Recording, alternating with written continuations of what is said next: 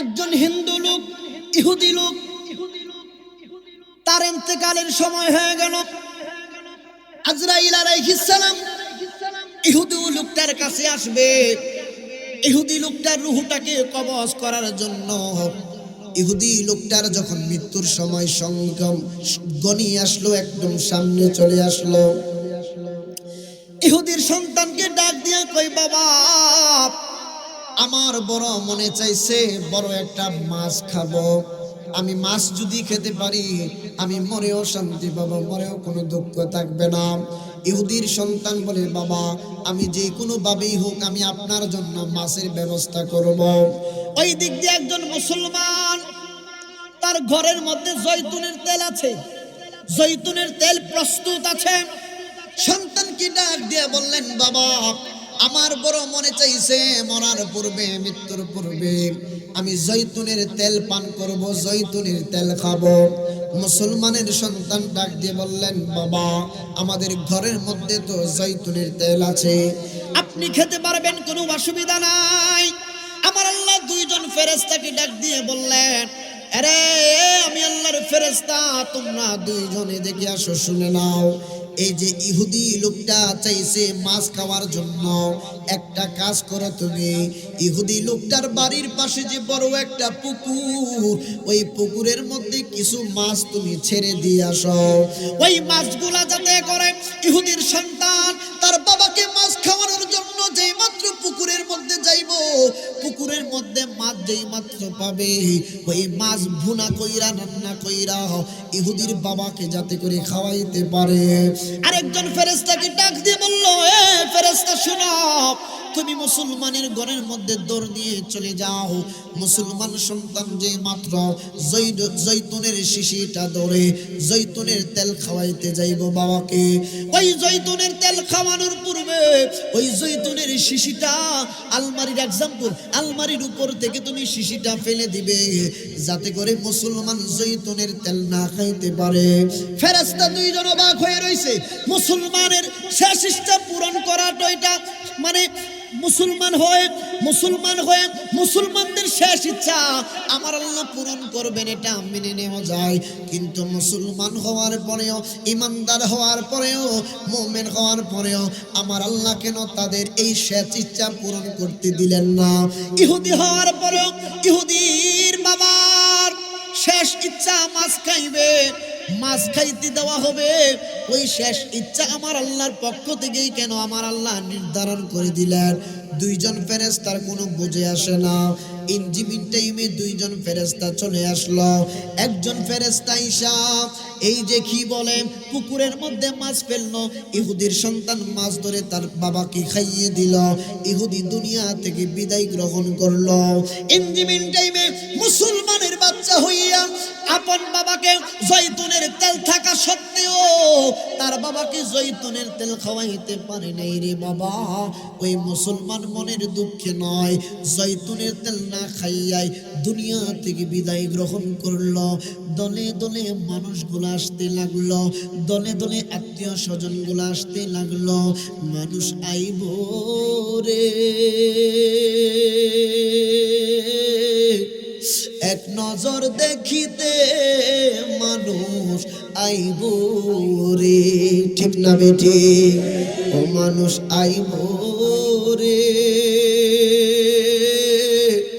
এক নজর দেখিতে মানুষ আইব রে, দেহ খাঁচার অচিন পাখি, দেহ খাঁচার অচিন পাখি, উইরা যেদিন যাইব রে, এক নজর দেখিতে মানুষ আইব রে, ঠিক না বেটি? ইহুদির সন্তান বাবা, ইহুদির বাবা মারা গেল, মুসলমানের বাবা মারা গেল। আমার রব্বে করিমের দরবারে দুইজন ফেরেশতা সাথে সাথে চলে গেলেন, যাইয়া ডাক দিয়া বললেন, মালিক মুসলমানের শেষ ইচ্ছা তুমি আল্লাহ পূরণ করলা না, ইহুদির শেষ ইচ্ছা তুমি কেন পূরণ করলা? আপনার আত্মীয় স্বজন যারা কবর দেশে চইলা গেছে, তাদের কবরের পাশে যেই মাত্র আপনি দাঁড়িয়ে যাবেন রে আব্বু, আপনি দাঁড়ানোর পরে আপনার মরণের কথা স্মরণ হয়ে যাবে। আপনার চিন্তায় মেধার মধ্যে চলে আসবে, আমার আব্বা আমার সাথে একদিন 2 দিন নয়, আমার আব্বা প্রতি বছর 2 ঈদের সময় একসাথে নামাজ আদায় করতাম। আমার আব্বাকে লইয়া প্রত্যেক জুমার দিন জুমার নামাজ আদায় করতাম রে আব্বু। আমার বাবাকে লইয়া প্রত্যেক মৌসুমে শীতের মৌসুম আসলে বাবাকে শীতের কাপড় আমি কিনে দিতাম, আমাকে বাবা শীতের কাপড় কিনে দিত। আজকে সেই অনেক কষ্ট করা সন্তানের জন্য নিজের জীবনটাকে বিলীন করে দেওয়া, অনেক বাবা অন্ধকার কবরে আছে কিনা? অসংখ্য বাবা কবর দেশে চলে গেছে সন্তানকে খুশি করার জন্য, সন্তানকে ভালো রাখার জন্য। অসংখ্য বাবা আজকে কবর দেশে চইলা গেছে, সন্তান হয়ে জান্নাতের বাগানে বসেছে। আজকে বাবার জন্য মন খুলে দোয়া করব, যাতে কইরা প্রত্যেকটা বাবার কবরকে মহান রব্বে কারীম হাসরের কিয়ামত পর্যন্ত প্রত্যেকটা বাবার কবরের আযাব আমার রব্বে কারীম মাফ করে দেন। আমার বন্ধুরা, বাবারা, মরণের কথা স্মরণ করতে হবে। এখন বলবেন হুজুর মরে যাব, আমরা তো কেউ জানি না কখন মারা যাব। মরণের কোনো চিঠি দিয়ে মরণ আসে না। এই চিঠির কথা বলতে গিয়ে একজন লোক হেঁটে যাচ্ছেন রে বাবা। হেঁটে যাওয়ার পরে হযরতে আজরাইল আলাইহিস সালামের সঙ্গে তার কথোপকথন হয়ে গেল। তার মৃত্যুর সময় যখন এসে গেল, আয়েশা ডাক দিয়া বলতেছে, পাগলা রে, আমার আল্লাহ পাঠাইছে তোমার রূহটাকে নিয়ে যাওয়ার জন্য। এই পাগলাটা ডাক দিয়া কয়, ওগো আজরাইল,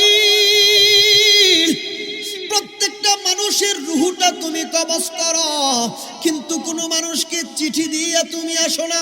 কখন তুমি রূহ নেওয়ার জন্য চলে আসো, পৃথিবীর কোনো মানুষ পর্যন্ত জানতে পারে না।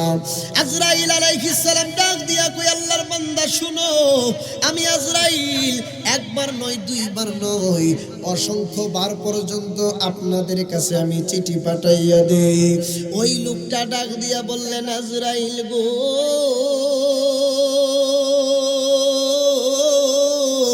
ও আজরাইল, অসংখ্যবার যে চিঠি পাঠান, চিঠি কো একদিনও আমি পেলাম না, কোথায় আপনি আমার কাছে আপনি চিঠি পাঠাইলেন? আজরাইল আলাইহিস সালাম ডাক দিয়া কই, শোনো, তোমার কাছে আমি প্রথম যেদিন চিঠি পাঠাইলাম তুমি বুঝতে পারলা না। তোমার ঘরের মধ্যে তুমি বিবাহ করলা, তোমার স্ত্রীর গর্ভ থেকে সন্তান হলো, তুমি আগে ছিলা সিঙ্গেল, তুমি কারো না কারো কোনো না কোনো বাবার সন্তান ছিলা। আজকে হঠাৎ করে যখন এমন একটা সময় আসলো, তুমি যখন বিবাহ করলা, তোমার স্ত্রী গর্ভ থেকে সন্তান ভূমিষ্ঠ হলো, তুমি সাথে সাথে বাবা হইয়া গেলা। একদিন অনেকদিন পর্যন্ত তোমার বাবা ছিল, তুমি বাবা হও নাই, কিন্তু তোমার স্ত্রীর গর্ভ থেকে যেই মাত্র সন্তান আমার আল্লাহ দান করে দিলে, সেই দিন থেকে তো তুমি বাবা হইয়া গেছো। তার মানে বোঝা গেল তুমি আর যুবক রইলা না, আজ থেকে তুমি একজন সন্তানের বাবা হয়ে গেছো।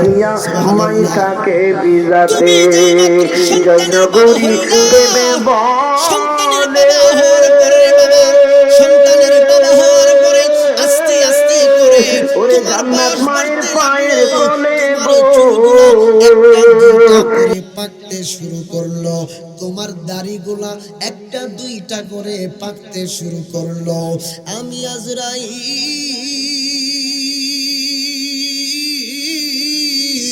তোমাকে সিগন্যাল দিলাম, চিঠি দিলাম তোমাকে সন্তান দেখাইয়া, আমার আল্লাহ তোমার যে বয়স বাড়তেছে আস্তে আস্তে, তোমার মরণের খবর যে নাই তোমার, এই জন্য তোমার কোনো খবর নাই। তোমাকে আল্লাহ সন্তান দান করেছেন, তোমার সন্তানের বয়স বাড়ার সাথে সাথে তোমারও বয়স বাড়তেছে, তোমার চুলগুলা পেকে যাচ্ছে, এটা মৃত্যুর সিগন্যাল। তোমার দাড়িগুলা পেকে যাচ্ছে, মৃত্যুর সিগন্যাল। তোমার চামড়াগুলা যুবক বয়সে তোমার চামড়াগুলো এত টাইট ছিল, মজবুত ছিল, তোমার বয়স হওয়ার সঙ্গে সঙ্গে তোমার চামড়াগুলা ঢিলা হয়ে যাচ্ছে। আগেকার তুমি যুবক বয়সে 10টা পোলাপান, 10টা যুবক তোমার সঙ্গে কুলে উঠতে পারতো না, ঝগড়া করে পারতো না, কিন্তু তোমার বয়স বাড়ার সাথে সাথে তুমি একজন বাচ্চার সাথে তুমি ঝগড়া করে পারো না, শক্তি দিয়ে তুমি কুলাইতে পারো না। এটাও ছিল তোমার জন্য মৃত্যুর সিগন্যাল চিঠি। একবার জুড়ে বলা যাবে কি আল্লাহু আকবার। আজরাইল আলাইহিস সালাম ডাক দিয়া কয়ে, যুবক শুনো, তুমি যখন তোমার দাড়িগুলা পেকে গেছে, তোমার চুলগুলা পেকে গেছে, তোমার যখন সন্তান হলো, তোমার সন্তানগুলা আস্তে আস্তে করে বড় হতে লাগলো, তোমার সন্তানকে তুমি বিবাহ করাইলা, তোমার কন্যাকে তুমি বিবাহ দিলা, তোমার কন্যাকে বিবাহ দেওয়ার পরে তোমার নাতি নাতনি হলো, তোমার সন্তানকে বিবাহ করানোর পরে তোমার ছেলের ঘরে নাতি নাতনি হইল। তুমি বলতেছো তোমাকে চিঠি দেই না, তুমি কারো সন্তান ছিলা, অবশেষে তুমিও কারো না কারো বাবা হইয়া গেলা, অবশেষে তুমি নানা হইয়া গেলা, দাদা হইয়া গেলা। এতগুলো চিঠি আমি আজরাইল দিলাম,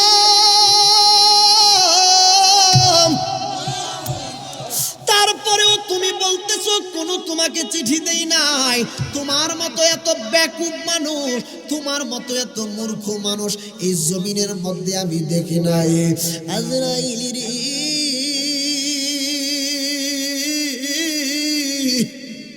আমি চইলা যাইব দুনিয়া থেকে, আমি কতটুকু আমল করতে পেরেছি, আমার ঈমান কতটুকু মজবুত হয়েছে আমি জানি না। ওরে আজরাইল, সময় পাইবনি, একটু আমল করার সময় পাইবনি, না না না।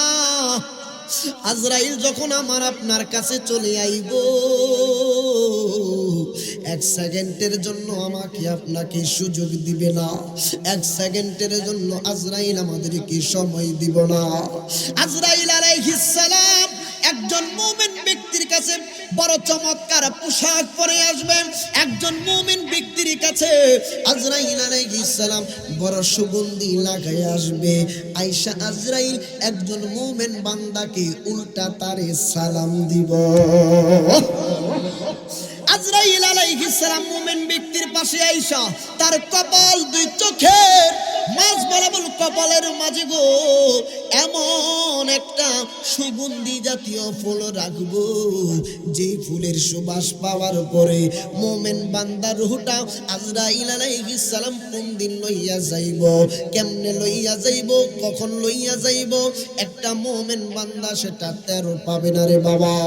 আমার বন্ধুরা, বাবারা, আপনার নবী, আমার নবীজির জীবনী গ্রন্থের মধ্যে, পৃথিবীর মধ্যে যত জীবনী গ্রন্থ লেখা হয়েছে তার মধ্যে শ্রেষ্ঠ জীবনী গ্রন্থ হচ্ছে ইমাম শিহাবুদ্দিন কস্তলানী রহমাতুল্লাহি আলাইহি বড় চমৎকার একটা কিতাব লিখেছেন রে বাবা।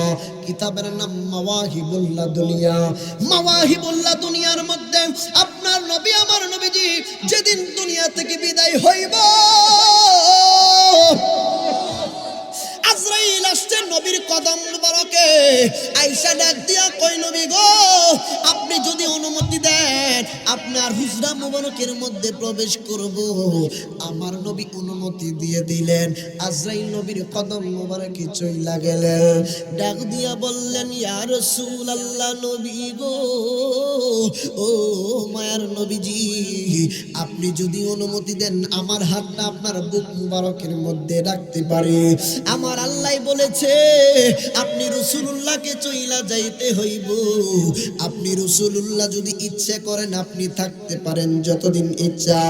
আমার নবী ডাক দিয়া কই, আজরাইল, আমি রাসূলুল্লাহ চইলা যাইব, অসুবিধা নাই, আমার গুনাহগার উম্মত উম্মতির ফয়সালা আগে করতে হইব।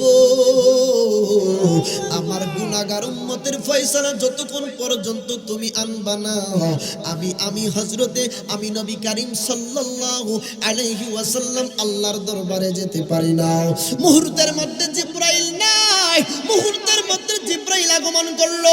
আয়েশা ডাক দিয়া বললেন, নবী গো আমার, আপনি দুনিয়ার সৃষ্টির সূচনা লগ্ন থেকে উম্মতি উম্মতি করেছেন। আপনি দুনিয়াতে আসার পর সেজদা মুবারকে কুচি বয়সে আপনি উম্মতি উম্মতি করেছেন। আপনি রাসূলুল্লাহ গুহার মধ্যে আপনি রাসূলুল্লাহ রাত্রির পর রাত কাটিয়েছেন, উম্মতের জন্য শুধু কেঁদেছেন। আপনি এখন চইলা যাইবেন, এখনো পর্যন্ত উম্মতি উম্মতি করেন। আপনি রাসূলুল্লাহ কেমন উম্মতের পাগল আমরা সবাই জানি। ইয়া রাসূলুল্লাহ, নবী গো, আল্লাহ সিদ্ধান্ত নিয়েছে আপনি রাসূলুল্লাহ আল্লাহর দিদারে যাইবেন, কিন্তু আপনার উম্মতের জিম্মাদান স্বয়ং আমার আল্লাহ গ্রহণ করেছে। আমার নবী, আপনার নবী ডাক দিয়ে বললেন, রে আজরাইল, এখন তোমার হাত মুবারকটা আমি রাসূলুল্লাহর বুক মুবারকের মধ্যে রাখতে পারো। আমার নবী, আপনার নবী যেই মাত্র অনুমতি দিলেন, আজরাইল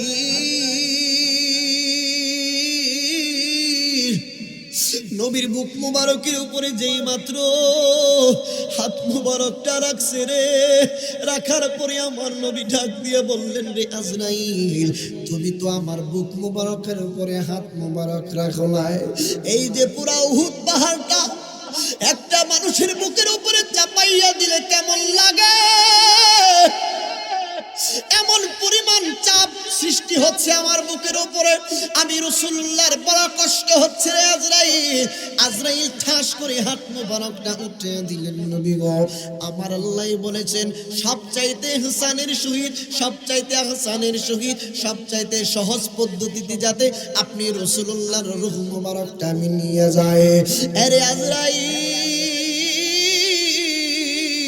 সবচাইতে সহজ পদ্ধতি যদি এত বড় কষ্ট হয়, আমার গুনাহগার উম্মতের মধ্যে নামাজ পড়ব না, আমার গুনাহগার উম্মতের মধ্যে রোজা রাখবে না, আমার গুনাহগার উম্মতের মধ্যে ফরজ ওয়াজিব সুন্নতগুলো ঠিকমতো আদায় করবে না, ওই সকল উম্মতের কাছ থেকে যখন তুমি রূহ আনতে যাইবা, ওই সময় না জানি কেমন কষ্ট হয় রে আজরাইল। আমি আমার উম্মতের কষ্ট সইতে পারবো না। হে আজরাইল, আমার উম্মতের কষ্ট সইতে পারবো না, আমার উম্মতের ফয়সালা চাই। আজরাইল আলাইহিস সালাম আমার নবীর কদমে ডাক দিয়ে বললেন, নবী গো,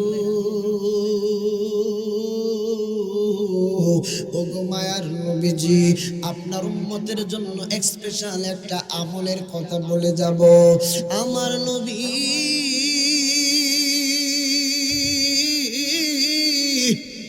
ডাক দিয়া বললেন, আজরাইল রে, কিসের আমলের কথা তুমি বলবা?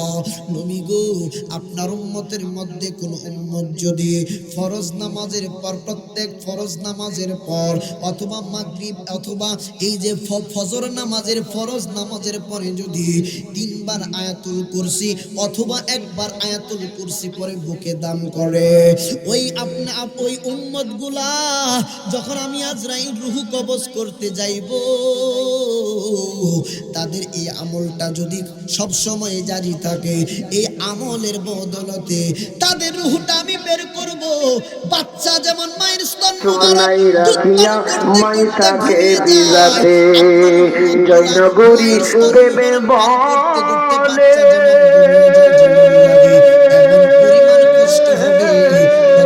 ওরে জান্নাত মায়ের পায়ের তলে গো। সুবহানাল্লাহ। আমার বন্ধুরা, বাবারা, গভীর মনোযোগ। সুনান তিরমিজি শরীফের মধ্যে যেহেতু পরিবেশটা অন্যরকম, আমি ইবারত টানছি না, দলিলগুলো টানছি না রে বাবা, মোলাখাস কথাগুলো বলে যাব। ম্যাক্সিমাম মানুষ আমরা ঘটনার পাগল, এই বিষয়গুলো আমরা একটু বুঝে চিনতে আমরা কথা বলতে হয়। গভীর রাত্রি বাবা, ম্যাক্সিমাম যুবক পোলাবান এগুলাকে দলিল দিয়া বুঝাইতে পারবো না, কিন্তু মোহব্বত দিয়া, এশক দিয়া, নবীর শান দিয়া বুঝাইলে ঠিকই তারা বুঝবো। ঠিক না বেঠে? আরো জোরে বলো, ঠিক না বেঠে? আমার বন্ধুরা, বাবারা, গভীর মনোযোগ। আসতেছি রে বাবা। আমার নবী, আপনার নবী রহমাতুল লিল আলামিন নবীজি ডাক দিয়ে বললেন, উম্মত, প্রতিদিন তোমরা মৃত্যুর কথা স্মরণ করবা, প্রতিদিন তোমরা মৃত্যুর কথা স্মরণ করবা, কারণ কখনকার মৃত্যু হয়ে যায় কেউ বলতে পারে না। আজরাইল যখন আমার আপনার বাড়ির সামনে চলে আসবে রে বাবা, আপনার সামনে আসলে আপনি শুধু দেখতে পারবেন, পৃথিবীর কেউ দেখতে পারবে না। আমার সামনে আসলে আমি শুধু দেখতে পারবো, আর কেউ দেখতে পারবে না। আজরাইলকে দেখা মাত্র অনেক মানুষ বিছানার মধ্যে প্রস্রাব করে দেয়, দেয় কিনা? অনেক মানুষ বিছানার মধ্যে পায়খানা করে দেয়। কেন জানেননি বাবা? আজরাইলের এত বিকট চেহারা, যদি মুমিন বান্দা হন সুন্দর আকৃতি হইয়া আপনার কাছে আসবে, আর যদি গুনাহগার হন আল্লাহর নাফরমানি করে দুনিয়া থেকে বিদায় গ্রহণ, আজরাইল বিকট চেহারা লইয়া আমার আপনার সামনে চলে আসবে। ওই বিকট চেহারা দেখা মাত্র বিছানার মধ্যে অনেকে প্রস্রাব করে দেয়, পায়খানা করে দেয়। এই জন্য সময় থাকতে ঈমানের মতো ঈমান নিয়ে আপনি চলেন, সময় থাকতে নেক আমল করেন রে বাবা। আব্বা আম্মা যদি দুনিয়ার মধ্যে জীবিত থাকে, এখনো সময় আছে, আব্বা আম্মার কদম ছুঁয়ে সালাম করেন। আব্বা আম্মার দোয়া থাকলে আমার তোমার জীবনগুলা পরিবর্তন হয়ে যেতে পারে কি পারে না? আমার বন্ধুরা, কেন বললাম মা বাবা যদি কষ্ট পায়? আমার নবীর হাদিস মোবারক, মাকে যদি কোনো সন্তান কষ্ট দেয় গো, মক্কা মদিনার ইমাম হওয়ার পরেও আমার আল্লাহ তার নামাজগুলো কবুল করবে না। আব্বা আম্মাকে কষ্ট দিলে আপনি চাকরি করতে যাবেন, চাকরিতে বিফল হবেন, আপনার পদোন্নতি হবে না। মা বাবাকে কষ্ট দিলে, মুরব্বীদেরকে কষ্ট দিলে আপনি লেখাপড়া করেন, দেখবেন ভালো রেজাল্ট করতে পারবেন না রে বাবা। আপনার জীবন যদি সুন্দর করতে হয়, তাহলে মুরব্বীদেরকে, গুরুজনগণকে একমাত্র সবচেয়ে গুরুত্বপূর্ণ যেটা জিনিস, মার মনে কুশ্চিন কালেও কষ্ট দেওয়া যাবে না, ঠিক না বেটি? ওরে মায়ের কান্দন যাবজ্জীব,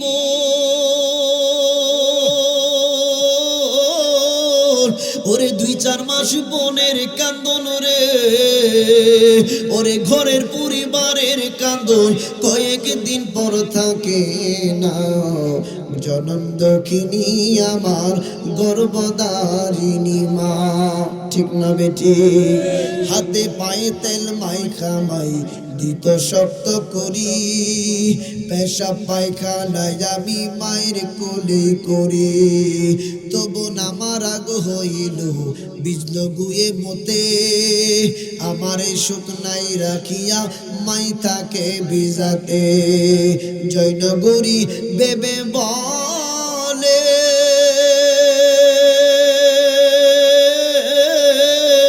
ওরে জান্নাত মায়ের পায়ের তলে গো, এই আশেকগণ ভেবে বলে, ওরে জান্নাত মায়ের কদম তলে গো। ওরে তোরা দেখ বুখারী হাদিস খুলে, করছেন নবী ঘোষণা, জনম দক্ষিণী আমার গর্ভধারিণী মা, ঠিক না বেটি? এই জগতে যার আব্বা নাই, এই জগতে যার আম্মা নাই, তার মতে দুর্বল মানুষ কেউ নাই। এই জগতে যার পিতা নাই, এই জগতে যার মাতা নাই, তার মতো অসহায় মানুষ এই জমিনের উপরে কেউ নাই রে বাবা।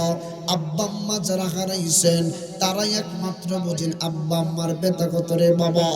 আমার বন্ধুরা, বাবা মরণের কথা বলছিলাম, আসতেছি আমার নবী, আপনার নবী রহমাতুল লিল আলামিন নবীজি বলছেন গো, মুমিনদের জন্য পৃথিবীটা হচ্ছে জেলখানা, আর মুনাফিক বাটপারদের জন্য হচ্ছে বেহেশতখানা। মুমিন সদা সর্বদা আল্লাহর দিদারে অপেক্ষায় থাকে। কিন্তু বাবা সুখবর মনে রাখবেন, আমার নবী আপনার নবীজি বড় চমৎকার হাদিস বলছেন গো। আমার নবী আপনার নবীজি উম্মতে মুহাম্মাদির জন্য স্যাক্রিফাইস করে গেছেন। আমার নবী আপনার নবীজি বলছেন, দৈনিক প্রতিদিন মাগরিবের নামাজের পরে অথবা রাত্রিবেলা যে কোনো একটা সময়ে যদি প্রতিদিন আপনি একটা সূরাতুল মুলক তেলাওয়াত করেন, সূরাতুল মুলক যদি আপনি তেলাওয়াত করেন গো, সুনানুত তিরমিজি শরীফের হাদিস, দুইটা হাদিস আসছে রে বাবা, সুনানুত তিরমিজি শরীফের হাদিস। আপনার নবী আমার নবী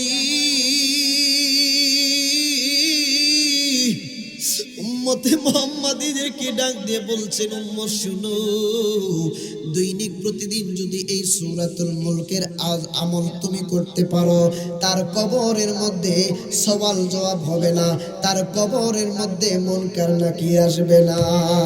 সুবহানাল্লাহ। তার কবরের মধ্যে মুনকার নাকির আসবে না রে আব্বু। কেমন ভয়ঙ্কর কবর জিনিস রে বাবা। সহিহ বুখারীর রওয়ায়াত, বিশাল বড় ইবারত। আমি মুলাকাস কথাটা বলছি রে আব্বু। আমার নবী আপনার নবীজি বলেন, একটা মানুষ যখন কবর দেশে চলে যায়, কবর দেশে যাওয়ার পরে প্রত্যেকটা মুমিনদেরকে কবর কিন্তু আযাব দিবে।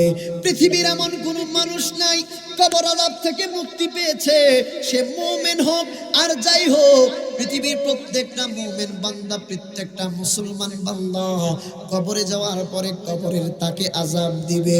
এখন প্রশ্ন করতে পারেন, ও জয়নগরী হুজুর, কবরের আযাব যদি দেয় তাইলে ঈমান এনে লাভ কি? ঠিক না বেঠিক? আমার নবী আপনার নবী বলছেন, কবরের আযাব এমন ভয়ানক, ডান দিক থেকে কবর আযাব দিবে, ডান দিকের হাড়গুলা চুরমার করে বাম দিকের হাড়ের ভিতরে ঢোকায় দিবে। বাম দিকে কবরের আযাব দিব, বাম দিকের হাড়গুলা ডান দিকের দিকে ঢুকায়া দিবে। আমার নবীজি ডাক দিয়ে বললেন, বুখারীর হাদিস, পৃথিবীর সমস্ত জীব জানোয়ার প্রাণীগুলা কবরের আওয়াজ শুনতে পায়, ইল্লা সাকালাইন, কিন্তু ইল্লা সাকালাইন, আমার নবী আপনার নবী বলছেন গো, একমাত্র জিন এবং মানুষ তারা পৃথিবীর সকল কিছুই কবরের আযাব শুনতে পাবে। আল্লাহু আকবার। আম্মা জান আয়েশা সিদ্দিকা রাদিয়াল্লাহু তাআলা আনহা ডাক দিয়া বললেন, নবী গো,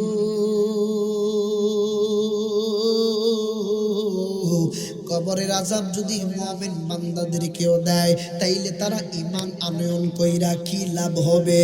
তারা ঈমান আইনা লাভ কি হবে গো নবী? তারা নেক আমল কইরা কি লাভ হইব? প্রত্যেকটা মুমিন বান্দাদেরকেও যদি কবরের আযাব দেয়, তাইলে তারা নেক আমল কইরা কি তাদের লাভ হবে? আমার নবী ডাক দিয়া বললেন, রে আয়েশা শুনো, মুমিনদের কবরের আযাবের সিস্টেম কেমন হবে? কিতাবুন নিব্রাসের মধ্যে আসছে, নিব্রাসের মধ্যে বড় চমৎকার ভাবে আসছে রে বাবা। আপনার নবী আমার নবীজি আম্মা জান আয়েশা সিদ্দিকা রাদিয়াল্লাহু তাআলা আনহাকে ডাক দিয়া বললেন, আয়েশা রে, মুমিন বান্দাকে কবরের আযাব দিব ঠিক আছে, মুমিন বান্দাদের কবরের আযাব কেমন হবে তোমরা জানো নি? আমার নবী আপনার নবীজি কয়, একটা বাচ্চা, একটা ছোট বালকের যখন মাথা ব্যথা করে, ছোট বালকের যখন মাথা ব্যথা করে, যেই তখন সাথে সাথে কান্নাকাটি করলে মা সন্তানকে বুকের মধ্যে আগলাইয়া রাখে, বুকের মধ্যে জড়াইয়া দইরা মা মাথার মধ্যে যেমনি করে আদর করাইয়া সন্তানটাকে ঘুম পাড়াইয়া দেয়। নবী আমার ডাক দিয়া বললেন, আয়েশা রে, ওই সকল মুমিন বান্দাদেরকেও কবরে আযাব দিব, কিন্তু কবরে আযাব দেওয়ার সময় সন্তানকে মা যেমন মাথা ব্যথা করলে মাথার মধ্যে এমনি করে আলতু করে আঘাত করলে মাথা ব্যথা যেমনি করে দূর হয়ে যায়, সন্তানটা যেমনি করে ঘুমাইয়া যায় মার কোলের মধ্যে, কবর আযাব দিব, তাদের কবরের আযাবটা মায়ের হাতের মতো এত আরাম লাগবো। ওই কবরের আযাব দিলে মানুষ, অন্য মানুষটা কষ্ট পাইব, কিন্তু মুমিন বান্দারা এই কবরের আযাবটা এত আরামদায়ক হইব, কবরে আযাব দেওয়ার সঙ্গে সঙ্গে ওই মুমিন বান্দারা একটা ঘুম দিব, এক ঘুমে হাসরের ময়দানে তারা উঠে যাবে। তাহলে মুমিনদের কবরের আযাব কষ্টদায়ক হবে না, আরামদায়ক হবে। নিব্রাসের মধ্যে আসছে, মুমিনদের কবরের আযাব খুবই সুন্দর হবে। আর মুনাফিকদের কবরে আযাব হবে খুবই কষ্ট, ভয়াবহ ভয়াবহ। আপনার নবী আমার নবীজি, একটু হেকায়েতে যাই, পরে আবার আসতেছি এই জায়গায়, মনে রাখবেন। আল্লাহর পৃথিবীতে একজন হিন্দু লোক, ইহুদি লোক, তার ইন্তেকালের সময় হয়ে গেল। আজরাইল আলাইহিস সালাম ইহুদি লোকটার কাছে আসবে, ইহুদি লোকটার রূহটাকে কবজ করার জন্য। ইহুদি লোকটার যখন মৃত্যুর সময় সংগম গনি আসলো, একদম সামনে চলে আসলো, ইহুদির সন্তানকে ডাক দিয়ে কই, বাবা আমার বড় মনে চাইছে বড় একটা মাছ খাবো। আমি মাছ যদি খেতে পারি আমি মরেও শান্তি পাবো, মরেও কোনো দুঃখ থাকবে না। ইহুদির সন্তান বলে, বাবা আমি যে কোনো ভাবেই হোক আমি আপনার জন্য মাছের ব্যবস্থা করব। ওই দিক দিয়ে একজন মুসলমান, তার ঘরের মধ্যে জয়তুনের তেল আছে, জয়তুনের তেল প্রস্তুত আছে। সন্তানকে ডাক দিয়ে বললেন, বাবা আমার বড় মনে চাইছে মরার পূর্বে, মৃত্যুর পূর্বে আমি জয়তুনের তেল পান করব, জয়তুনের তেল খাবো। মুসলমানের সন্তান ডাক দিয়ে বললেন, বাবা আমাদের ঘরের মধ্যে তো জয়তুনের তেল আছে, আপনি খেতে পারবেন, কোনো অসুবিধা নাই। আমার আল্লাহ দুইজন ফেরেশতাকে ডাক দিয়ে বললেন, আরে আমি আল্লাহর ফেরেশতা, তোমরা দুইজনে দেখে আসো, শুনে নাও। এই যে ইহুদি লোকটা চাইছে মাছ খাওয়ার জন্য, একটা কাজ করো তুমি, ইহুদি লোকটার বাড়ির পাশে যে বড় একটা পুকুর, ওই পুকুরের মধ্যে কিছু মাছ তুমি ছেড়ে দিয়ে আসো। ওই মাছগুলা যাতে করে ইহুদির সন্তান তার বাবাকে মাছ খাওয়ানোর জন্য যেই মাত্র পুকুরের মধ্যে যাইব, পুকুরের মধ্যে মাছ যেই মাত্র পাবে, ওই মাছ ভুনা কইরা রান্না কইরা ইহুদির বাবাকে যাতে করে খাওয়াইতে পারে। আরেকজন ফেরেশতাকে ডাক দিয়ে বলল, এ ফেরেশতা শোনো, তুমি মুসলমানের ঘরের মধ্যে দৌড় দিয়ে চলে যাও। মুসলমান সন্তান যে মাত্র জৈতুনের শিশিটা ধরে জৈতুনের তেল খাওয়াইতে যাইব বাবাকে, ওই জৈতুনের তেল খাওয়ানোর পূর্বে ওই জৈতুনের শিশিটা আলমারির এক্সাম্পল, আলমারির উপর থেকে তুমি শিশিটা ফেলে দিবে, যাতে করে মুসলমান জৈতুনের তেল না খাইতে পারে। ফেরেশতা দুইজন অবাক হয়ে রইছে, মুসলমানের শেষ ইচ্ছা পূরণ করাটা এটা মানে মুসলমান হয়ে মুসলমানদের শেষ ইচ্ছা আমার আল্লাহ পূরণ করবেন, এটা মেনে নেওয়া যায়। কিন্তু মুসলমান হওয়ার পরেও, ইমানদার হওয়ার পরেও, মুমিন হওয়ার পরেও আমার আল্লাহ কেন তাদের এই শেষ ইচ্ছা পূরণ করতে দিলেন না?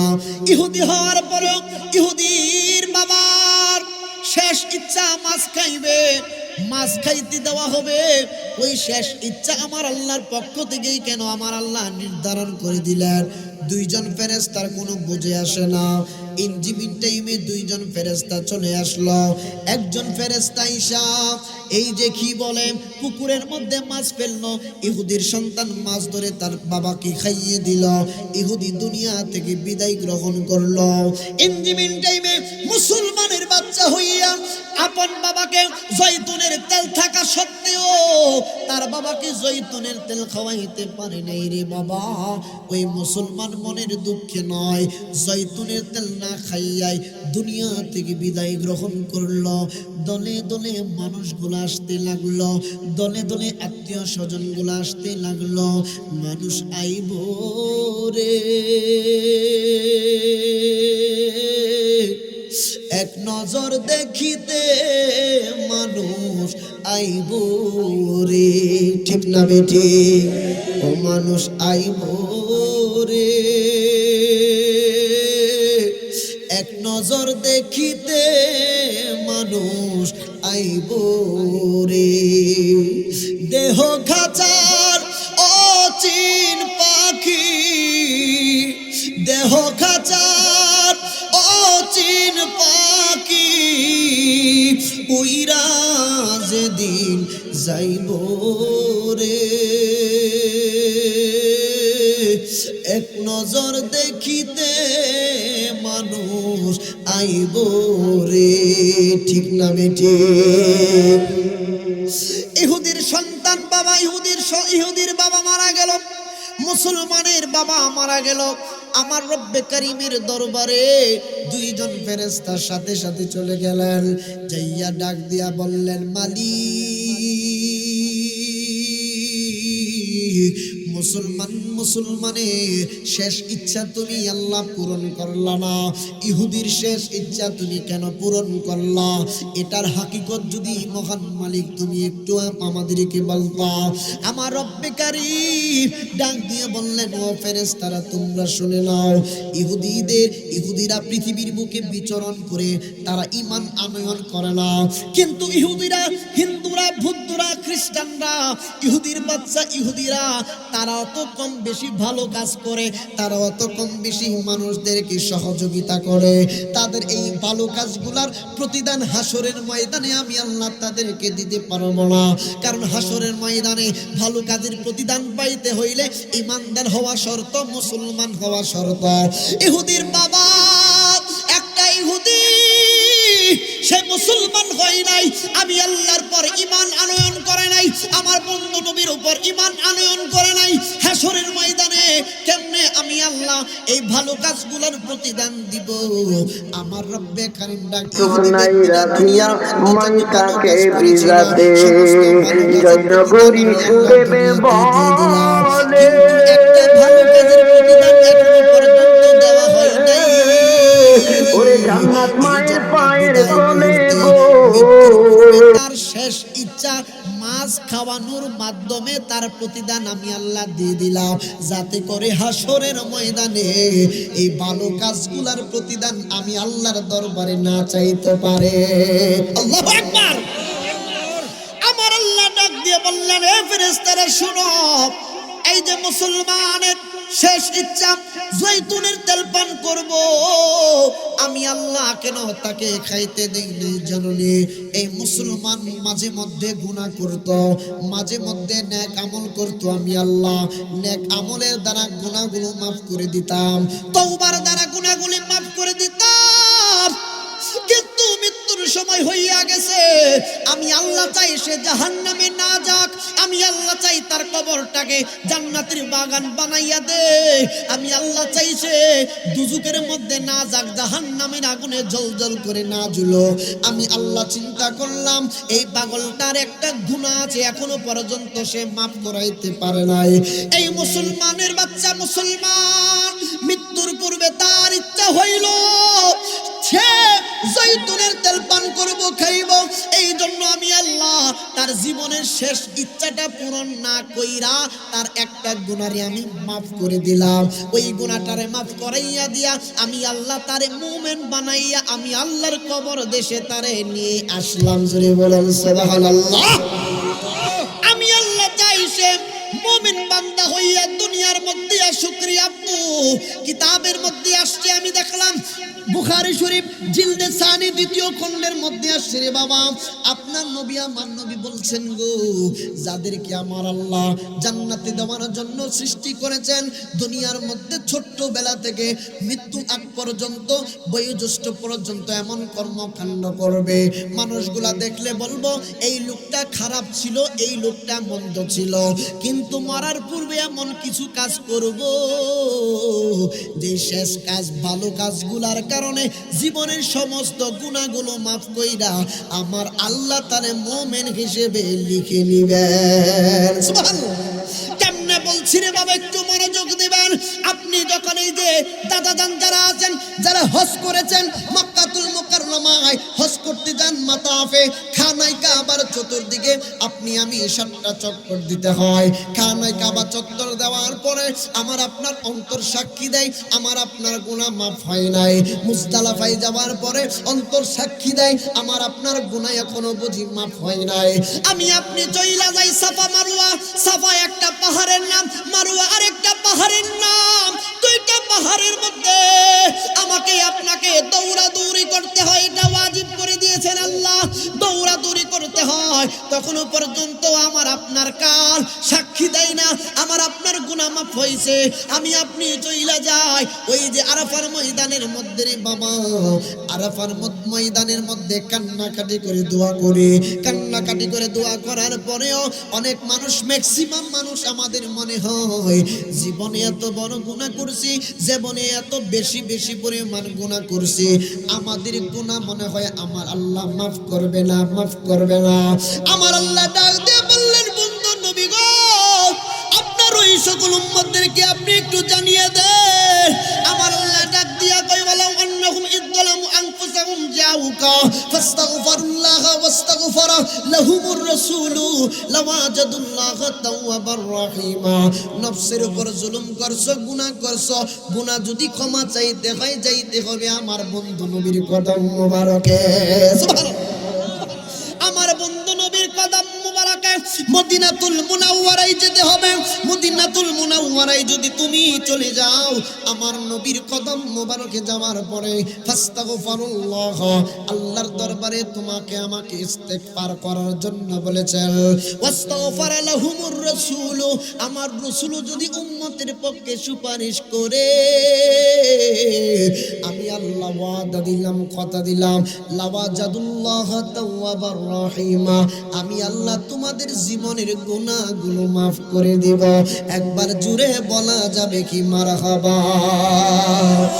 আমার মরণের কত দিন বাকি আমি জানিলাম না গো আল্লাহ, মরণের কত দিন বাকি, আমার মরণের কত দিন বাকি আমি জানিলাম না গো আল্লাহ, মরণের কত বাকি। আর আজরাইল আসিয়া যখন হস্তে দিবা দড়ি, আজরাইল আসিয়া যখন হস্তে দিবা দড়ি, তখন আমার মনা ভাই করবা লুকালুকি আমি জানিলাম না গো আল্লাহ, মরণের কত দিন বাকি, আমার মরণের আমি জানিলাম না গো আল্লাহ, মরণের কত দিন বাকি।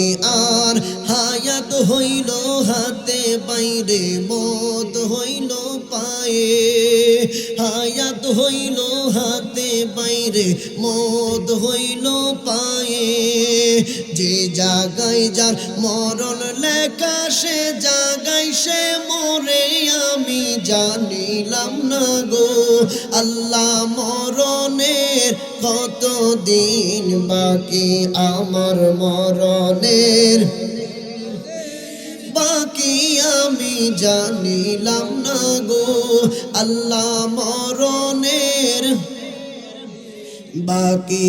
আর 40 দিনের আগে ভাইরে মতের নিশানি, 40 দিনের আগে ভাইরে মতের নিশানি, জমদো দেতে বাইন্দানি চোখে দিয়া আন্ধি আমি জানিলাম না গো আল্লাহ, মরণের বাকি, আমার মরণের কত দিন বাকি আমি জানিলাম না গো আল্লাহ, মরণের একবার জুড়ে বলা যাবে কি আল্লাহু আকবার। মুসলমান যেই কথা বলতেছিলাম রে আব্বু, আমার রাসেল ভাই বলেছিল বদরের যুদ্ধের কথা রে বাবা, মরণের ফাঁক দিয়ে মরণের কথা এই যুদ্ধের ময়দান থেকে একটু আপনাদেরকে শুনিয়ে দিই রে বাবা। আমরা মৃত্যুর কথা বেশি বেশি করে স্মরণ কেন করা লাগবে? মৃত্যু কোন দিন চলে আসবে আমি আপনি কেউ বলতে পারি না। এই যে মদিনাতুল মুনাওয়ারায় যখন আমার নবী আপনার নবী চলে আসলেন, মুসলমানদের বিজয় দেখে দলে দলে মুসলমান হচ্ছে নবীর কাছে কালিমা পড়ে। এই কাফেরের বাচ্চারা সহ্য করতে পারছিল না, বরদাস্ত করতে পারছিল না। আবু জাহেলের নেতৃত্বে কি করলো রে বাবা?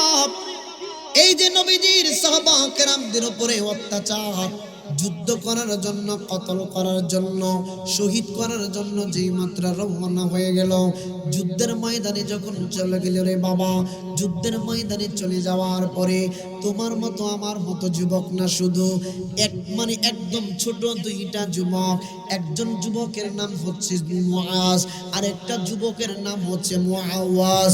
এই দুইটা আপন ভাই, আমার নবীর কদম মোবারকে গেছে গো দাদু ভাই, যাইয়া ডাক দিয়ে বললেন, নবী গো,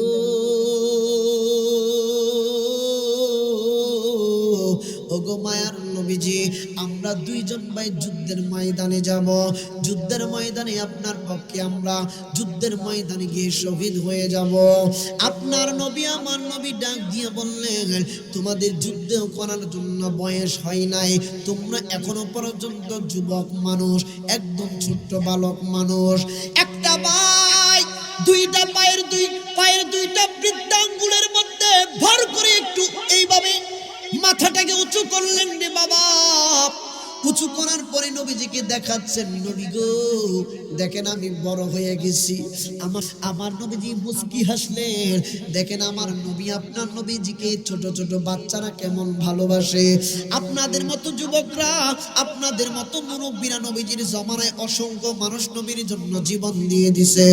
নবীকে খুশি করার জন্য নিজের বুকের তাজা রক্তগুলা যুদ্ধের ময়দানে গিয়ে নিজের তাজা রক্তগুলা ঢেলে দিয়েছে। নবীকে খুশি করার জন্য দুইটা ছোট্ট বালক, এখনো পর্যন্ত নাবালক রে বাবা। আজকে ওয়াজের ময়দানে 1 ঘন্টা বসতে পারি না নবীর মহব্বতে, তাইলে যুদ্ধের ময়দানে যদি নবীর জন্য বলা হয় যাও, তাইলে তো আপনাকে আমাকে পাওয়াই যাবে না। কেমন দুইটা ছোট্ট বালকের নবীর প্রতি কেমন ভালোবাসা ছিল রে বাবা। দুইটা যুবক আইসা ডাক দিয়া কই, নবী গো যুদ্ধের ময়দানে নেওয়া লাগবো। নবী কই বয়স হয় নাই তোমাদের। একটা যুবক একটু মাথাটা উঁচু কইরা দেখা দিল, নবী গো দেখেন আমি বড় হইয়া গেছি। নবীর বড় পছন্দ লেগে গেল, ঠিক আছে তুমি চলবা, তোমার ভাই যেতে পারবে না। ওই ভাইটাও এমন কর্মকাণ্ড করলো রে বাবা। অবশেষে নবীজি দুইটা ভাইকে যুদ্ধের ময়দানে নিয়ে গেলেন। যুদ্ধ ওই দিক দিয়ে শুরু হয়ে গেল।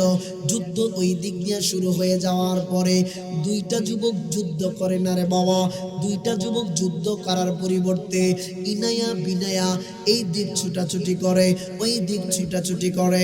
একটা লোককে জিজ্ঞেস করলো, নবীর একজন সাহাবীকে প্রশ্ন করলো, ওগো নবীর সাহাবী, আপনি কি বলতে পারবেন আবু জাহেলের চেহারা কোনটা? আবু জাহেল কোনটা আমরা তো চিনি না, আবু জাহেল কি এখনো পর্যন্ত আমরা দেখতে পারি নাই। আপনি মেহেরবানি করে আবু জাহেলকে যদি একটু চিনাইয়া দিতেন। নবীর সাহাবী দুইটা ছোট্ট বালককে আবু জাহেলকে চিনাইয়া দিছে। চিনাইয়া দেওয়ার পরে দুইটা যুবক একটুখানি দেখতেছে, উকি মেরে দেখতেছে। আবু জাহেল সৈন্য বাহিনীদেরকে দেখায়া দিচ্ছে, এইভাবে যুদ্ধ করো, ওইভাবে যুদ্ধ করো। যুদ্ধের তদারকি তখন তিনি করছিলেন। ওই দুইটা যুবক আস্তে আস্তে করে হঠাৎ কইরা এই দুইটা যুবক আবু জাহেলের ঘোড়ার উপরে সওয়ারির উপরে দুইটা যুবক লাফ মেরে আবু জাহেলারে লইয়া মাটির মধ্যে পইরা গেছে। একবার জুড়ে বলা যাবে কি মারহাবা? আরো জুড়ে বলা যাবে কি মারহাবা? এই দুইটা ভাই, দুইটা ছোট ছোট দুইজন নাবালক আবু জাহেলকে ঘোড়া থেকে মাটির মধ্যে ফেলে দিয়ে গড়াগড়ি করতে করতে বেদম পিটানি শুরু করলো। আবু জাহেল তোরে আজকে পাইছি, জীবনের মতো আজকে তোরে সাইজ কইরা ফেলবো। আবু জাহেল ইঞ্জিন টাইমে ঘোড়ার উপরে উঠতে যাইবে রে বাবা, নিজের জীবন বাঁচানোর জন্য। তোমার আমার মতো যুবক নবীর জন্য কত যুবক জীবন দিয়া দিছে। আজকে নবীর নাম শুনলে আমরা থাকতে চাই না, নবীর নাম শুনলেও বসতে চাই না। কিয়ামতের ময়দানে যদি আল্লাহ জিজ্ঞেস করে, নবীর প্রশংসা করা হইল যেই মজলিসের মধ্যে যুবক তুমি ওই মজলিস থেকে চলে আসছিলা, হাসরের ময়দানে প্রশ্ন করলে আমার তোমার কোনো জবাব থাকবে না।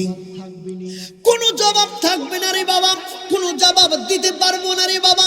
আপনি 5 ওয়াক্ত নামাজ পড়েন, আপনি যতই আমল করেন না কেন রে আব্বু, আমার নবী যদি বলে আমি তারে চিনি না, সমস্ত আমল কিন্তু বরবাদ হয়ে যাবে। আপনি যতই বলেন নবীর উম্মত, নবী যদি বলে আমার তারে আমি চিনি না, সে আমার উম্মত নয়, তাইলে সমস্ত কিছু বরবাদ হয়ে যাবে। ঠিক না বেটি?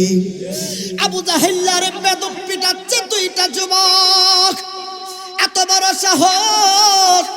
আবু জাহেল এত বড় ব্যক্তি, এই এত বড় আবু জাহেলকে দুইটা যুবক পিটাচ্ছে, বেদম মার দিচ্ছে। মারতে মারতে চিন্তা করলো আবু জাহেল ঘোড়ার উপরে উঠে যাবে, সওয়ারির উপরে উঠে যাবে।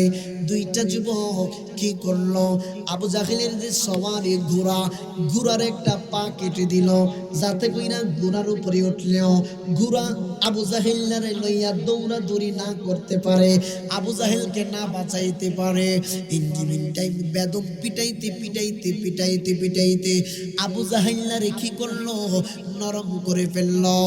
ওই দিক দিয়া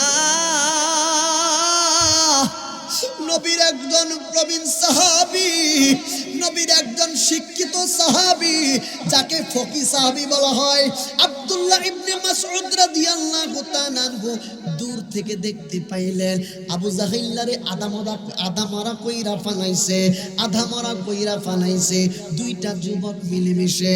আব্দুল্লাহ ইবনে মাসউদ রাদিয়াল্লাহু তাআলা আনহু আয়েশা কি করলো, আবু জাহেলের মাথাটা আলাদা কইরা দিল, সাথে সাথে তাকে জাহান্নামে পাঠাইয়া দিছে। নবীর সাহাবীরা ওই দিক দিয়ে যুদ্ধের ময়দানে যুদ্ধ করতেছে রে বাবা। কেমন নবীর উম্মত আমি তুমি হইলাম, কেমন নবীর উম্মত হইয়া দুনিয়ার মধ্যে তাইকা নবীকে বাজে কথা বলি। আমার নবী আপনার নবীজির একজন সাহাবী, ওই সাহাবীর একজন কাফের বেদিন একটা আঘাত করলো তরবারি দিয়া, আঘাত করার পরে তার এই জায়গা থেকে হাতটারে কেটে আলাদা কইরা দিল। ওই নবীর সাহাবীটা দুর্বল হইয়া গেলেন, একটা কাটা হাত বাম হাতের মধ্যে লইয়া আমার নবীর আপনার নবীর কদম মোবারকে চইলা গেলেন। যাইয়া ডাক দিয়া বললেন, নবী গো, ও মায়ার নবীজি, আমি যুদ্ধ করতেছিলাম আপনি রাসূলুল্লাহর পক্ষে, ওই কাফের বেদিনের দলেরা আমার একটা হাতটারে তারা কাইটা দিল। ইয়া রাসূলুল্লাহ নবী গো, ও মায়ার নবীজি, আমি এক হাত দিয়া কেমনে এখন যুদ্ধ করব? আমার এই হাত দিয়া ফিনকি দিয়া রক্ত বের হচ্ছে, আমি এখন কষ্ট করছি গো নবীজি, আমি এখন কষ্ট করতেছি গো নবীজি, আমি কেমনে ইসলামের জন্য যুদ্ধ করব? আমাকে একটু আপনি সহযোগিতা করুন। আপনার নবী আমার নবী ডাক দিয়া বললেন, পাগল, তোমার কাটা হাতটা আমি নবীর কদম মোবারকে তাড়াতাড়ি দাও, তোমার কাটা হাতটা আমি রাসূলুল্লাহর হাত মুবারকের মধ্যে দাও। ওই সাহাবী নবীদের হাত মুবারকের মধ্যে সাহাবীর কাটা হাতটা যে মাত্র দিয়ে দিলেন রে বাবা, দেওয়ার পরে আমার নবী বললেন, এদিকে আয় তালহেনা, এদিকে আয়, ইদার আ যাও, এদিকে আয়, আমি নবীর কদম মুবারকে আয়। নবীর সাহাবী বললেন, আমি যেই মাত্র নবীর কদম মুবারকে কাছাকাছি চলে গেলাম, আমার নবী আপনার নবীজি থুতু মুবারক এই আমার গর্দান এর মধ্যে যে মাত্র মলম মনে কইরা লাগাইয়া দিছে, মলমের মতো লাগাইয়া দিছে, আঠার মতো লাগাইয়া দিয়া আমার নবী দেখলাম হাতটারে এই জায়গায় এইভাবে লাগাইয়া জোড়া লাগাইয়া একটা মর দিয়া বলল, পাগলা যাও, তোমার হাতটারে ঠিক কইরা দিলাম। আল্লাহি আল্লাহর কসম, আমার নবী যেই মাত্র নবীদের থুতু মুবারক লাগাইয়া যেই মুহূর্তে হাতটারে আগের জায়গায় লাগাইয়া দিল, আমার নবীর হাত মুবারকের স্পর্শ মুবারক লাগার কারণে আমার নবীর থুতু মুবারকের উসিলায় আমার হাতটা আগের মতো ভালো হয়ে গেছে। আর জোরে বলুন আল্লাহু আকবার। তাহলে নবীজির থুতু মুবারক লাগলে কাটা হাত জোড়া লেগে যায়, আগের মতো ভালো হয়ে যায়। আর আপনার থুতু যদি আপনার বিবির সামনে ফেলেন, আপনার বিবি বলবে তাড়াতাড়ি ফ্রেশ হয়ে আসো। ঠিক না ঠিক? আপনার থুতু দিলে আপনার স্ত্রী আপনাকে কাছে যাইতে দিবে না। আগে পরিষ্কার হয়ে আসো। আপনার আপন বাবা আপনাকে ঘৃণা করবে, আপনার আপন সন্তান ঘৃণা করবে, কিন্তু আপনার নবী, আমার নবীজির থুতু মোবারক আমার নবী সাহাবা কেরামের অসংখ্য খাবারের মধ্যে দিয়ে দিত।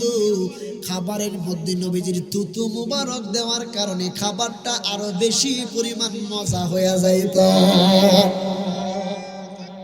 আল্লাহু আকবার। নারে রিসালাত, আহলে সুন্নাহ ওয়াল জামাত। নবী আর একজন সাহাবী আর একটু পর আসলো রে বাবা। আমার নবী আপনার নবীর কদম মোবারকে আসলেন। এই দিক দিয়ে এই কথাটারে রাখলাম। আমার নবী আপনার নবীজির কথা বলছিলাম, মৃত্যুর কথা রে বাবা। এই দিক দিয়ে টাচ করে গেলাম। আমার নবী আপনার নবীজির মৃত্যুর কথা বেশি বেশি করে স্মরণ করার জন্য বলছিলেন রে বাবা। এখন আসুন মূল পয়েন্টের মধ্যে যায়। আমরা সকলেই জানি পবিত্র কোরআনুল কারীমের পরে বিশুদ্ধ একটা কিতাবের নাম সহিহুল বুখারী। বুখারী শরীফ যিনি লিখেছেন ইমাম ইসমাইল আল বুখারী রাহমাতুল্লাহি আলাইহি, মুহাম্মদ ইবনে ইসমাইল আল বুখারী রাহমাতুল্লাহি আলাইহি। উনার একজন বড় উস্তাদ ছিলেন। উনার উস্তাদের নাম আহমদ বিন হাম্বল রাহমাতুল্লাহি আলাইহি, যিনি মুসনাদ আহমদ শরীফ লিখেছেন রে বাবা। 10 লক্ষ হাদিসের মতান্তরে 12 লক্ষ হাদিসের সনদ তার মুখস্থ ছিল। সুবহানাল্লাহ কোন ইমাম আহমদ বিন হাম্বল রাহমাতুল্লাহি আলাইহির জামানার কথা বলছি রে বাপ। খুব মনোযোগ দিবা যুবক এই জায়গা থেকে। দেখো কত ভয়ঙ্কর ঘটনা ঘটছে। আল্লাহর ওলির জামানার মধ্যে একজন মহিলা যে মাত্র মারা গেল, মহিলারা মারা গেলে মহিলাদেরকে গোসল কারা দেয়? কথা বলেন। মহিলারা মারা গেলে মহিলারা গোসল দিয়ে দে বাবা। পুরুষরা মারা গেলে পুরুষদেরকে পুরুষটা গোসল দেয়। ওই জামানার মধ্যে একজন বয়োজ্যেষ্ঠ মহিলা যে মাত্র মারা গেল, সমস্ত মহিলারা মিলেমিশে তাকে গোসল দেওয়ার জন্য যেই মাত্র পর্দা টাঙাইল, গোসল দেওয়ার জন্য যখন চতুর্দিক দিয়া কাপড়ের বেড়া দিল, বেড়া দেওয়ার পরে রে বাবা ওই মহিলাটাকে গোসল দিতে শুরু করলো। গোসল দিতে গিয়া দেখবেন কাপড় থেকে একটুখানি কাপড় খুলে দিয়ে এই মৃত লাশের বডিটা এইভাবে ধৌত করে ময়লা পরিষ্কার করে সাবান দিয়া, বিভিন্ন মৃত মানুষকে এক্সট্রা কিছু কি সাবান বলে এটাকে, এই কুসকু সাবান দিয়া শরীরটাকে ধৌত করার চেষ্টা করে। একজন মহিলা যেই মাত্র দায়িত্ব দিল রে বাবা, অন্যান্য মহিলারা পানি আনতেছে, এই মহিলাটা তার ওই মৃত মহিলার বডিটা এইভাবে পরিষ্কার করতেছে। পরিষ্কার করতে করতে করতে করতে রে বাবা মৃত মহিলার লজ্জাস্থানে যেই মাত্র পরিষ্কার করতে যাইব, লজ্জাস্থানে পরিষ্কার করতে যাইয়া মনে মনে একটা ধারণা কইরা বসলো, আল্লাহ না জানি এই জায়গা দিয়া দুনিয়াতে কত ব্যভিচার করছে। একবার জুড়ে বলা যাবে কি নাউযুবিল্লাহ? না জানি এই জায়গা দিয়া দুনিয়াতে কত ব্যভিচার করছে গো। মহিলাটা মনে মনে ধারণা করে বসলো, দ্যাট মিন জিউস। মনে মনে ধারণা করে বসার পরে আল্লাহর মহিমা বোঝা বড় দায়, আল্লাহর কুদরত বোঝা বড় দায়। যেই মুহূর্তে এই কুধারণা করছে গো বাবা, আল্লাহর লীলা খেলাকে বোঝে। ওই মহিলার হাতটা মৃত মহিলার লজ্জাস্থানের সঙ্গে আঠার মতো লাইগা গেছে। এখন টান দেয়, হাত ছুটাইতে পারে না। ওই মহিলাটা হাতটারে চুরে টান দেওয়ার চেষ্টা করে, হাতটাকে ছুটাইতে পারে না। হাতটাকে টান দেয়, হাতটাকে ছুটাইতে পারে না রে বাবা। এই মহিলা মনে মনে চিন্তা করলো, এক হাতে ধরে চাপ দিয়ে হাতটাকে একটু জোরে টান দে, হাতটা মনে হয় ছুটে যাবে। জোরে টান দিতে গিয়ে দেখি মৃত মহিলার বডি সহ চলে আসে তার সাথে, হাতটাকে ছুটাইতে পারে না। এই হাতটাকে ছুটাইতে না পেরে সাথের যে মহিলারা ছিল রে বাবা, ডাক দিয়ে বললেন, আমি বড় মুসিবতের মধ্যে পড়ে গেছি রে বোন, পানি থামাও, পানি থামাও, পানি আর তোমরা দিও না। আমার হাতটারে আমি ছুটাইতে পারি না, মৃত লাশের বডির সঙ্গে আমার হাতটা কেমন জানি আঠার মতো লেগে গেছে। আমি এত চেষ্টা করলাম, টানতেছিলাম, আমার হাতটাকে আমি ছুটাইতে পারি না।